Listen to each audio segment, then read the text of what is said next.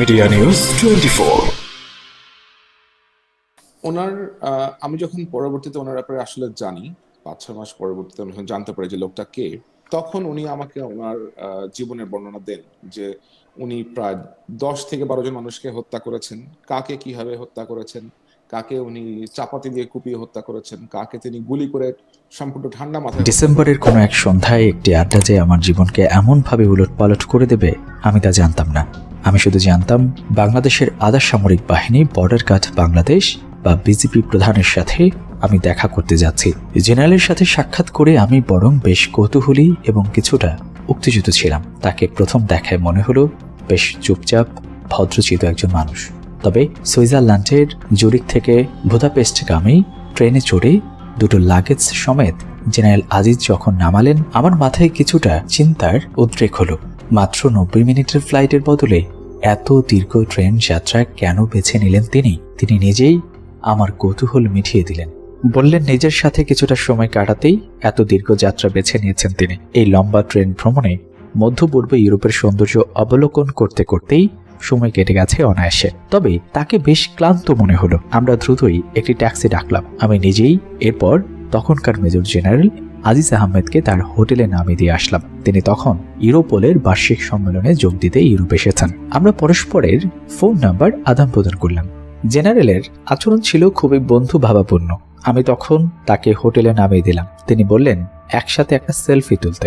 বাংলাদেশের সেনাবাহিনীর কোনো মেজর জেনারেল এমন খোলামেলা আচরণ করতে পারেন আমি ভাবতেই পারিনি। আমি ভাবলাম বাহ, ইনি জ্যেষ্ঠ সামরিক কর্মকর্তা হতে পারেন, কিন্তু একেবারেই নিরহংকার মাটির মানুষ। বাংলাদেশের সেনা কর্মকর্তারা ক্যারিয়ার জুড়ে শেখেন যে উচ্চ নৈতিকতা এবং মর্যাদা ধরে রাখতে হবে। আর এই বিষয়টি আমার চেয়ে ভালো কেই বা জানেন বলেন? 1983 সালে আমার পিতা একজন তরুণ ক্যাপ্টেন হিসেবে পার্বত্য চট্টগ্রাম যখন নিযুক্ত হয়েছিলেন, তখন সম্মিলিত সামরিক হাসপাতালে আমার জন্ম। অর্থাৎ বাংলাদেশ সেনাবাহিনীর সাথে সংশ্লিষ্টতা আমার জন্মলগ্ন থেকেই। এদিকে সেদিনই আমি জেনারেল আজিজের কাছ থেকে একটি বার্তা পাই। তিনি আমাকে বিকেলে দেখা করতে বললেন। এরপর সন্ধ্যায় আমার সাথে সাক্ষাৎ হয় তার। আমাকে তখন তিনি চমকে দিয়ে বললেন আমি তাকে কিছু পানশালায় ঘুরিয়ে নিয়ে যেতে পারবো কিনা। আমি জানতামই না যে জেনারেলের আবার বুদাপেস্টের ঝকমকে রাতের জীবন নিয়েও আগ্রহ আছে। রাতটা বেশ ভালোভাবে উদযাপন করলাম আমরা। এতটাই যে কোনো মুহূর্তে আমার বিশ্বাসই হচ্ছিল না বাংলাদেশের বর্তমান শাসক গোষ্ঠীর সবচেয়ে ক্ষমতাধর জেনারেলদের একজনের সঙ্গে আমি সঙ্গ দিচ্ছি। আর তারপর তিনি আমার সাথে এতটাই বন্ধুসুলভ আচরণ করেছেন, আমি ভেবে কুল পাচ্ছিলাম না যে নিজের ব্যক্তিগত জীবনের এত তথ্য কেন শেয়ার করছেন আমার সাথে। তখন আমি বিস্ময়ে অভিভূত। জেনারেল আজিজ আমাকে পরের দিন দেখা করতে বললেন। পাশাপাশি জিজ্ঞাসা করলেন আমি কি ভিয়েনায় ছোট্ট একটি সফরে তার সাথে যেতে পারি কিনা। আমি স্বাচ্ছন্দ্যে রাজি হলাম। পরদিন আনুমানিক দুপুর 1:30 দিকে আমরা বুদাপেস্ট থেকে রওনা হলাম ভিয়েনা যেতে যেতে তিনি আমাকে বুদাপেস্ট নিয়ে আমার অভিজ্ঞতার কথা জানতে চাইলেন। হাঙ্গেরির জীবন মান নিয়ে প্রশ্ন করলেন। বিভিন্ন প্রতিবন্ধকতা সত্ত্বেও হাঙ্গেরি সবসময় আমার সবচেয়ে প্রিয় দেশ ছিল। থাকার জন্য বেশ অসাধারণ একটি দেশ। আমি তাকে এমনটাই জানালাম। জবাবে তিনি জিজ্ঞাসা করলেন হাঙ্গেরিতে ব্যবসা বাণিজ্যের সুযোগটা কেমন। আমি আবারও জবাব দিলাম যে অর্থনীতির অবস্থা বেশ ভালো, দ্রুত বর্ধনশীল। বিশেষ করে পর্যটন খাতে হাঙ্গেরি বেশ আকর্ষণীয় হয়ে উঠেছে। জেনারেল এরপর আমাকে তার ভাইয়ের গল্প বললেন তার ভাই মিস্টার হাসান এখন ভারতে আছে, কিন্তু সেখানে তার অবস্থা নাকি ভালো না। তিনি চান তার ভাইকে ইউরোপ পাঠিয়ে দিতে। তখন তিনি জিজ্ঞাসা করলেন আমি কি তার ভাইকে হাঙ্গেরিতে ব্যবসা প্রতিষ্ঠা করতে সাহায্য করতে পারবো কিনা। এই কথায় সন্দিগ্ধ হয়ে ওঠার কোনো কারণ ছিল না। তাছাড়া আমার মনে হলো আজিজ যখনই তার ভাইকে নিয়ে কথা বলতেন তখনই তিনি আবেগময় হয়ে উঠতেন। স্মৃতিচারণ করে তিনি বলেন আমার এই ভাইয়ের সাথে একই বিছানায় একসাথে ঘুমিয়েছি। তুমি যদি তাকে হাঙ্গেরিতে ব্যবসা শুরু করতে সাহায্য করতে পারো তাহলে আমি সবসময় তোমার প্রতি ঋণী থাকবো। আমি বেশ বিস্ময় হলাম এই ভেবে যে এরকম একজন ক্ষমতাশালী ব্যক্তি যার সাথে আমার পরিচয় বড়জোর 30 ঘন্টার, তিনিই আমাকে তার ভাইকে সাহায্য করতে বলছেন। আমি ভাবলাম তিনি হয়তো আমাকে বিশ্বাস করতে শুরু করেছেন।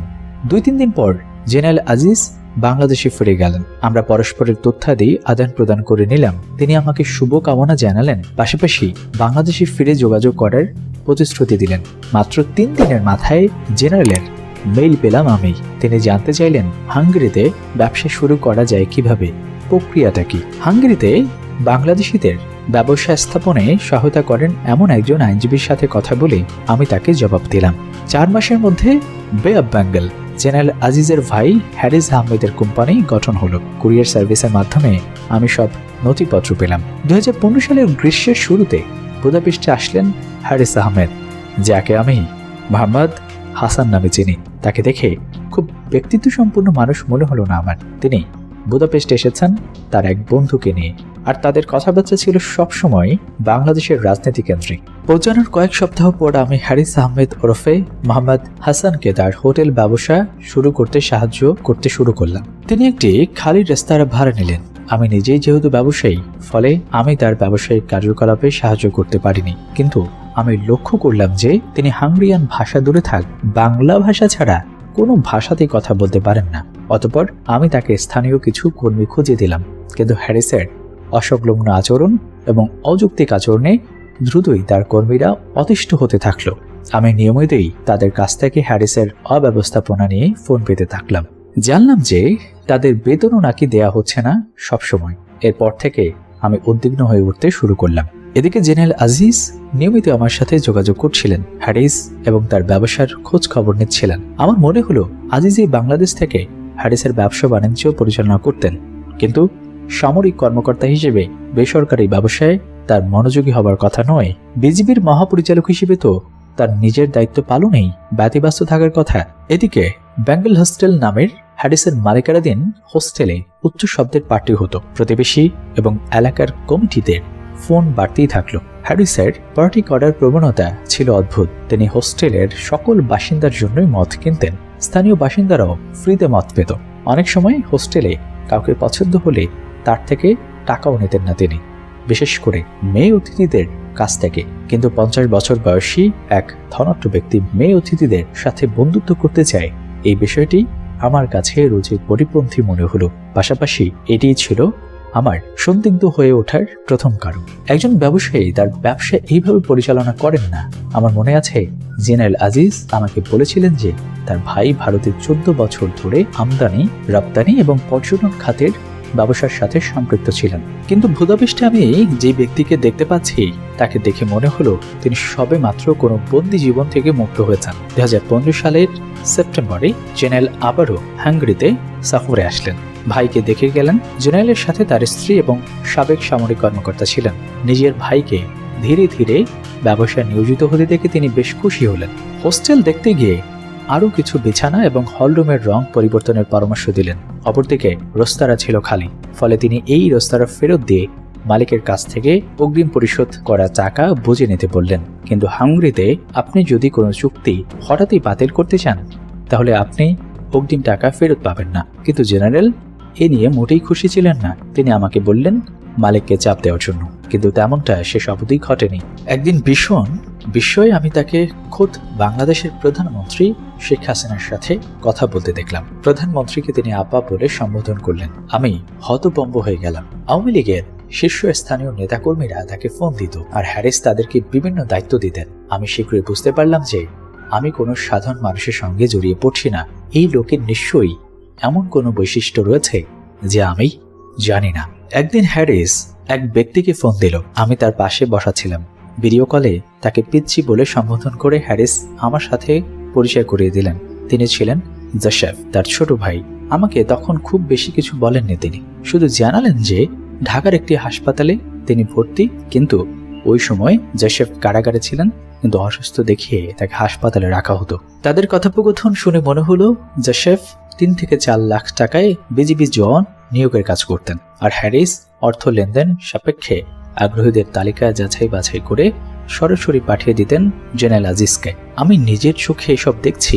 ভাইয়ের সহায়তায় অন্তত 800 থেকে 1200 ব্যক্তিকে এভাবেই বিজেপিতে ঢুকিয়েছেন হ্যারিস। আর এসব কাজ করতে গিয়ে খাবার দাবার, ঘুম ভুলে লেগে থাকতেন এই কাজে। আমি এর আগে এই পর্যায়ের দুর্নীতি কখনোই দেখিনি। আমি আরো বিশ্বাস হলাম যখন হ্যারিস আমাকে বলতে লাগলেন, অপেক্ষা করেন, ফারুক ভাই সেনা প্রধান হবে। ফারুক হলো জেনারেল আজিজ আহমেদের ডাকনাম। আমি তখন হ্যারিসকে বিশ্বাস করিনি, কিন্তু আমি ভুল প্রমাণিত হলাম। 2015 সালের ডিসেম্বরে হ্যারিস আমাকে যা জানিয়েছেন, তারপরে জেনারেল আজিজকে বাংলাদেশের সেনাবাহিনীর 15তম প্রধান হিসেবে নিযুক্তর মাধ্যমে সত্য প্রমাণিত হলো। 2016 সালের শুরুর দিকে হ্যারিসের পরিচয় আমার কাছে স্পষ্ট হলো। সশস্ত্র বাহিনীতে কর্মরত আমার বন্ধুরা আমাকে হ্যারিস এবং জোসেফ সম্পর্কে বিভিন্ন খবরাখবর এবং সংবাদের লিঙ্ক পাঠাতে থাকলো। আমাকে তাদের সঙ্গে সম্পর্ক ছিন্ন করতে পরামর্শ দিল। জেনারেল আজিজের প্রতি আমার অনেক শ্রদ্ধা ছিল, কিন্তু আমার বন্ধুদের পাঠানো সংবাদ যখন আমি পড়লাম, তখন নিজেকে প্রতারিত মনে হলো খুব অনৈতিক কায়দায় আমি ব্যবহৃত হচ্ছি। আমি জানতে পারলাম যে হ্যারিস আহমেদ এমন একজন দাগী আসামি যার বিরুদ্ধে ইন্টারপোলের রেড ওয়ারেন্ট জারি হচ্ছে। আমি আরও জানলাম যে জোসেফ প্রকৃতপক্ষে বাংলাদেশের একজন শীর্ষ গুন্ডা। আমি হ্যারিসকে যখন এই বিষয়ে জিজ্ঞাসা করলাম, তিনি আমাকে খুব শান্তভাবে এসব অগ্রাহ্য করতে বললেন। তার মতে এগুলো তার বিরুদ্ধে অপপ্রচার। তার ভাষ্য, তিনি 12 জন মানুষকে খুন করেছেন, কিন্তু তার বিরুদ্ধে খুনের মামলা মাত্র একটি। অর্থাৎ তিনি বোঝাতে চাইলেন যে এই মামলার মাধ্যমে আসলে তাকে ছোটখাটো গুন্ডা হিসেবে উপস্থাপনের চেষ্টা করা হয়েছে। তিনি প্রকৃতপক্ষে বাংলাদেশের আন্ডারওয়ার্ল্ডের একজন শীর্ষ ডন। আজিজ যখন লেফটেন্যান্ট জেনারেল হিসেবে পদোন্নতি পেলেন, হ্যারিস আমাকে ফোন দিলেন। হ্যারিস বললেন, ফারুক ভাই পদোন্নতি পেয়েছেন। তিনি বলেছেন তার নতুন নম্বরে তাকে ফোন দিতে। আমি এবার আর অবাক হলাম না। 2017 সাল থেকে আমি বিভিন্ন জনের কাছ থেকে শুনেছিলাম যে হ্যারিস ব্যবসায় ভালো করছে না। আজিজ তাই আবারও আমার সাথে যোগাযোগ করলেন এবং আমার সাহায্য চাইলেন। তিনি আমাকে বিনিয়োগের প্রস্তাব দিলেন। তার পদ ব্যবহার করে সুবিধা নেবার কথা প্রস্তাব দিলেন। বিনিময়ে হ্যারিসকে আমাকে সহায়তা করতে হবে। বাংলাদেশের সেনাবাহিনীর প্রতি আমার সবসময় শ্রদ্ধা ছিল, কিন্তু এই ব্যক্তি জেনারেল আজিজ যখন তার পদ ব্যবহারের প্রস্তাব আমাকে দিল, আমার সমস্ত শ্রদ্ধা যেন মিলিয়ে গেল। আমার মাথায় ঢুকলো না যে একজন 3 তারকা জেনারেল কিভাবে একজন পলাতক আসামির জন্য তবদির করতে পারেন। এরপরে 2018 সালে আজিজ যখন সেনা প্রধান হলেন, আমি আর বিস্মিত হইনি, কারণ 2015 সালে হ্যারিস আমাকে বলে রেখেছিল যে তার ভাই সেনা প্রধানের পদ উপহার হিসেবে পাবে। আমি একে উপহার বলছি কারণ হ্যারিসের নিজের ভাষ্য মতেই তিনি নিজেও তার অপর 2 ভাই আনিস এবং জোসেফ আওয়ামী লীগের জন্য অনেক কিছু করেছেন। দলের দুঃসময়ে তারা শেখ হাসিনার প্রতি অনুগত ছিলেন, আর সে কারণেই তাদের এক ভাই টিপুকে খুন হতে হয়েছিল। আমাকে হ্যারিস ঠিক এভাবেই বলতেন যে আমরা শেখ হাসিনার জন্য রক্ত দিয়েছি, জীবন দিয়েছি, এখন তার আমাদের দেয়ার পালা। আর আজিজকে সেনাপ্রধান হিসেবে নিয়োগ দিয়ে শেখ হাসিনা কেবল আনুগত্যের পুরস্কারই দেয়নি, তিনি 3য় মেয়াদে নিজের ক্ষমতা নিশ্চিত করলেন। আমার মনে হলো নাগরিক হিসেবে আমার দায়িত্ব এবং কর্তব্য হলো এই রাষ্ট্র সমর্থিত অপরাধ চক্রের নোংরা কার্যকলাপ জনসমক্ষে প্রকাশ করা। আমি বুঝি যে এই কারণেই আমার এবং আমার কাছের মানুষদের জীবন এবং নিরাপত্তা হুমকিতে পড়তে পারে। কিন্তু যদি আমার এই ছোট্ট একটি পদক্ষেপ আমার স্বদেশবাসীকে ন্যায়ের পক্ষে রুখে দাঁড়াতে অনুপ্রাণিত করতে পারে, জাতি হিসেবে আমরা ইতিবাচক এবং মৌলিক কিছু পরিবর্তন সামনে দেখতে পাবো। এমনটাই বলছিলেন আল জাজিরার ইনভেস্টিগেটিভ ইউনিটের সাথে কাজ করা সামি।